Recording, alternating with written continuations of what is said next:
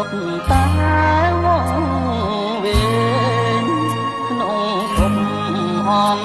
តកា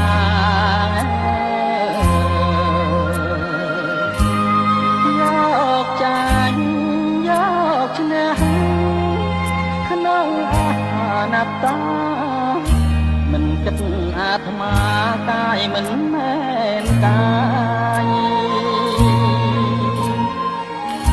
ទទួលជារុនធ្ងន់លើសគិរីសពកាយអិនព្រីស្ទើរតែព្រះធ្លា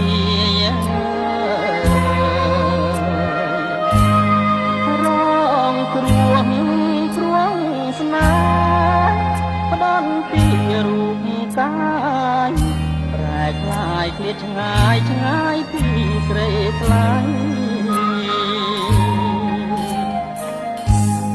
បងសែនស្រឡាញ់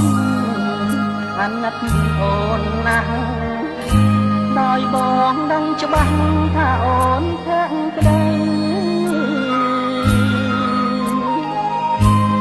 តែបងមិនអាចជួបមុខចរណៃបងអាក្រក់ក្រៃដូចប្រែតដេរិឆានហើយចងបងស៊ូតែឃ្លាតពីស្រីបងលីពីស្រីស្រីនៅសុខសាន្ត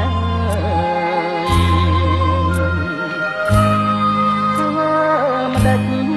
កាន់ត្រែមិនឲ្យជួបប្រានបងអាចជួបបានក្នុងក្តីស្រមៃ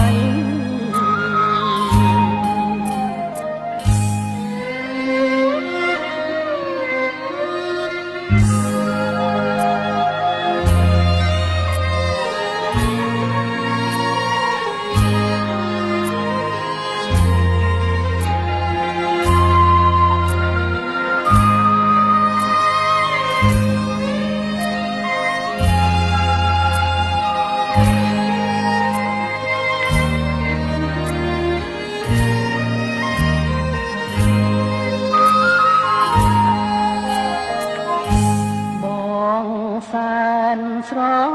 ឡាញ់អាណិតអូនណាស់ដោយបងដឹងច្បាស់ថាអូនភក្តីតែបងមិនអាចជួបមុខចរណៃបងអាក្រក់ក្រៃដូចប្រែតដេរិឆានបងស៊ូតែឃ្លាតពីស្រីបងលីពីស្រីស្រីនៅសុខសាន្ត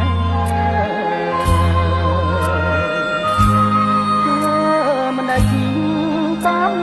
ប្រែមិនឲ្យជួបប្រាន